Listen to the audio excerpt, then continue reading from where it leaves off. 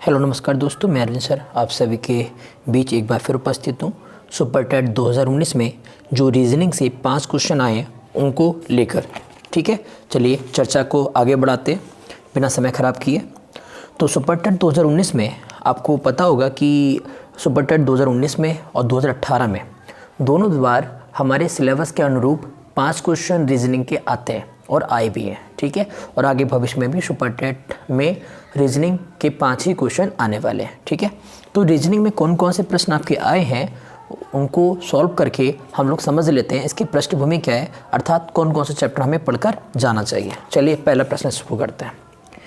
A B की बहन है, सी बी की माँ है, डी सी का पिता है, ई डी की माँ है, तब ए डी कैसे संबंधित है। कितना प्यारा प्रश्न है, आप भी सॉल्व कीजिए अगर आपको आता है तो। ठीक है, बाकी मैं भी सॉल्व करता हूँ। ए बी की बहन है, तो यहाँ पे ये कहना चाह रहा है कि जो ए है, ठीक है, वो बी की बहन है। मैं उसको थोड़ा सा यहाँ बना लेता हूँ, इधर कर लेता हूँ। ए जो है वो बी की बहन है, ये जो है वो बहन है किसकी, बी की। इसका मतलब ये या तो भाई होगा या इसकी बहन होगी, है ना। मतलब ये लड़का होगा या लड़की होगी, सही बात है। तो ए बहन है किसकी, बी की। आगे क्या कह रहा है, सी बी की माँ है, मतलब यहाँ पे सी जो है वो माँ है किसकी, किसकी माँ है भाई, बी की। ओके, डी सी का पिता है, तो डी कौन है, सी का पिता, तो सी के ऊपर लगा दिया, ये डी का पिता है। ई डी की माँ है, लो इसकी भी माँ है, ई माँ है किसकी भाई, डी की। ठीक है ना। तो कह रहा है ए डी से कैसे संबंधित है, मतलब ए का डी के साथ रिश्ता क्या है।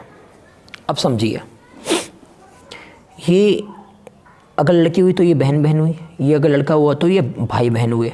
मतलब ये दोनों जो लोग हैं वो इस माँ की संतान है, इस माँ के बच्चे हैं भाई, इस माँ के बच्चे हैं ना।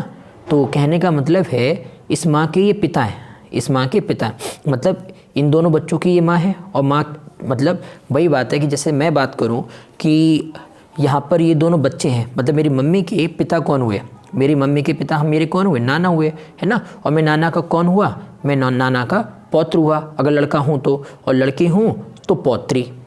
ठीक है, जैसे हम लोग नातिन नातिन कहते हैं। ठीक है, तो पौत्र और पौत्री कहा जाता है। तो यहाँ पर जो लड़की है तो ये पौत्री, और अगर लड़का होता है यहाँ पे तो पौत्र। तो आपका करेक्ट आंसर हो जाएगा पौत्री, तो आपका बी ऑप्शन ठीक रहेगा। ठीक है, आप ऐसे ही नेक्स्ट प्रश्न देखें। नेक्स्ट प्रश्न क्या कह रहा है कि निम्नलिखित में प्रश्नवाचक चिन्ह के स्थान पर क्या आना चाहिए। तो पहले समझते हैं क्या प्रश्न है। प्रश्न है इस बार कि एम के का रिलेशन 169/121 पे और जे एच का जो रिलेशन है ऐसे ही होगा। समझते हैं भाई, एम होता है 13 नंबर पे और के आता है 11 नंबर पे। तो उन्होंने 13 का 13 में 169 कर दिया, 11 का 11 में 121 कर दिया है। ठीक है, ऐसे ही देखिए आप, जो जे है वो जे आता है 10 नंबर पे। ठीक है, और एच जो है वो आता है 8 नंबर पे। तो आपको पता है 10 का स्क्वायर हो जाएगा 100 और 8 का स्क्वायर हो जाएगा 64। तो 100/64 आंसर आना चाहिए, तो आपका ए ऑप्शन हो जाएगा। चलिए प्रश्न नंबर तीसरे की वो बात करते हैं। कह रहा है राहुल अपने स्थान से 40 किलोमीटर पूर्व की ओर साइकिल चलाता है, फिर उत्तर की ओर मुड़कर 20 किलोमीटर जाता है, फिर बाएं मुड़कर 20 किलोमीटर जाता है। वह अपने प्रारंभिक स्थान पर कितनी दूर है। तो कोई बात नहीं, समझिए इस प्रश्न को। मान लीजिए, देखिए पहले आपको दिशाओं की नॉलेज होनी चाहिए। ये वाला हमेशा ईस्ट होता है, ईस्ट मतलब पूरब। ये हमेशा वेस्ट होता है, वेस्ट मतलब पश्चिम। और ये आपका नॉर्थ होता है, ये आपका साउथ होता है। नॉर्थ मतलब उत्तर दिशा होती है इधर, और दक्षिण दिशा होती है आपकी इधर। जब तक आपको दिशाओं की नॉलेज नहीं है तब तक आप क्वेश्चन को नहीं बना पाएंगे। ठीक, राहुल ने अपने स्थान से, अपने मान लीजिए यहाँ से शुरू किया, राहुल ने अपने स्थान से 40 किलोमीटर पूर्व दिशा में, पूरब बोल रहा है तो पूरब तो दिशा इधर है, इधर जाएंगे आप कितना, 40 किलोमीटर साइकिल चलाया, फिर उत्तर की ओर मुड़ गया। अब उत्तर का है ऊपर, तो ऊपर मुड़ जाओ आप, और ऊपर मुड़े कितने गए, 20 किलोमीटर। फिर बाएं मुड़ गया। अब देखिए यहाँ से आप इधर करेंगे तो इधर का एरिया आपका, आप देखिए इधर आपका सीधा हाथ है और इधर आपका इधर आपको उल्टा हाथ है, इधर सीधा हाथ है, इधर उल्टा हाथ है। तो आप यहाँ खड़े हो तो आप अपने आप को खड़े कर देखिए, इधर आपको सीधा हाथ है, इधर उल्टा हाथ है, उल्टा मतलब बायां। और कह रहा है फिर उत्तर की ओर मुड़कर 20 किलोमीटर जाता है, फिर बाएं मुड़कर 20 किलोमीटर जाता है। अब कि कितना मुड़ गया, बाएं मुड़ गया, और बाएं मुड़ के कितना चला गया, 20 किलोमीटर चला गया।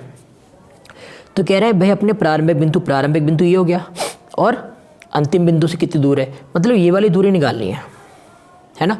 अब एक बात बताओ कि ये टोटल 40 है यहाँ से यहाँ तक, ये केवल 20 कवर किया है, तो इसका मतलब है ये अगर 20 है तो 40 को मैं ऐसे तोड़ सकता हूँ, 20 किलोमीटर इधर और 40 का 20 किलोमीटर इधर। जाहिर सी बात है, जब यहाँ से यहाँ तक की 40 है तो मैं बोल सकता हूँ कि इतना तो सेम ही होगा, ये 20 हो गया और ये 20 हो गया। ठीक, अब आपको ये 20 पता है, ये वाला 20 है तो ये वाली भी ऊंचाई 20 ही होगी। ठीक है, अब आपको पता है पाइथागोरस थ्योरम के हिसाब से कर सकते हैं, लंब मिल गया, आधार मिल गया, तो कड़ का स्क्वायर क्या होता है, कड़ का स्क्वायर होता है लंब का स्क्वायर प्लस आधार का स्क्वायर, अर्थात 20 का स्क्वायर 400 और 20 का स्क्वायर 400, और 400 कितना हो जाएगा 800, और 800 का जब भी आप रूट निकालेंगे तो 800 का रूट कितना निकलेगा, 20√2 निकलेगा। कितना निकलेगा, 20√2। तो करेक्ट आपका आंसर हो जाएगा सी। प्रश्न नंबर 4, किसी सांकेतिक भाषा में 256 का अर्थ यू आर गुड, 637 का अर्थ बी आर बैड और 358 का अर्थ गुड एंड बैड है। इस भाषा में एंड के लिए कौन सी संख्या इस्तेमाल की गई है, कोई देखिए क्या कर सकते हैं। 256 के लिए इन्होंने लिखा यू आर गुड, 637 को लिखा बी आर बैड, और 358 को क्या लिखा है इन्होंने, गुड एंड बैड। ठीक है, आपसे एंड का कोड पूछा तो कोई बात नहीं, देखते हैं भाई। देखिए इन दोनों में क्या कॉमन है, आर कॉमन है, तो इन दोनों में नंबर कौन सा कॉमन है भाई, 2 कॉमन नहीं है, 5 कॉमन नहीं है, 6 कॉमन है। इसका मतलब है आर का कोड क्या हो गया, आर का कोड हो गया 6। ओके, अब आप देखिए, ठीक है, गुड और यहाँ भी गुड है, तो पहले तीसरे में गुड है, तो पहले तीसरे में कोई नंबर भी कॉमन होगा, तो पहले में 3 तो कॉमन नहीं, 5 कॉमन है। कौन सा कॉमन है, 5 कॉमन है। तो इसका मतलब है गुड का कोड क्या हो गया, गुड का कोड हो गया 5। ठीक है, बैड देखिए यहाँ भी है, बैड यहाँ भी है, तो बैड यहाँ पे भी कुछ कॉमन होना चाहिए। हाँ 3 कॉमन है, कितना कॉमन है 3, तो बैड का कोड क्या हो गया, बैड का कोड हो गया 3। आपसे बोला है एंड का, तो एंड के लिए एक ही एंड बचा, एक ही 8 बचा, तो एंड का कोड क्या हो गया, फिर एंड का कोड हो जाएगा 8। तो आपका सही आंसर हो जाएगा 8, ये ऑप्शन।